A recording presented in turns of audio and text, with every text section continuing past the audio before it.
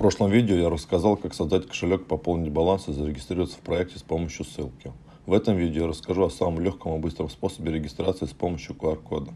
Если вы уже являетесь участником, просто следуйте инструкции. Если еще нет, то покажите это видео тому, кто вас пригласил. Итак, начнем. Заходим в личный кабинет на сайте проекта. Выбираем QR-коды.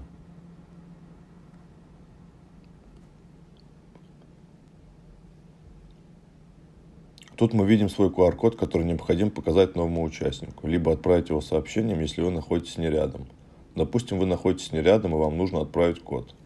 Для этого нажимаем на свой QR-код.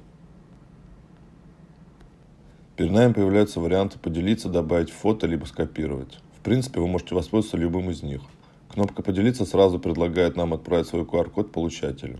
Если выбрать «Добавить фото», то ваш QR-код сохранится в вашей библиотеке фотографий на телефоне, и вам останется только отправить его обычным сообщением через WhatsApp, Viber, Telegram или любым другим удобным для вас методом. Также можно просто нажать «Скопировать», а потом вставить и отправить свой код сообщением новому участнику.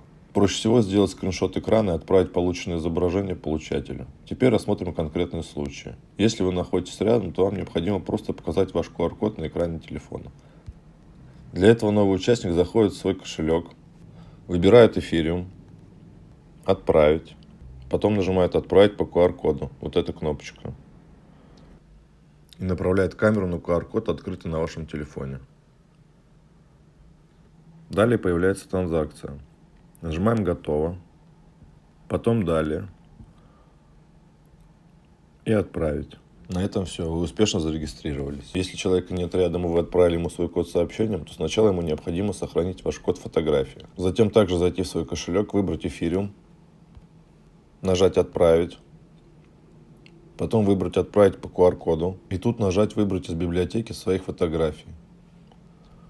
Выбирает полученный QR-код.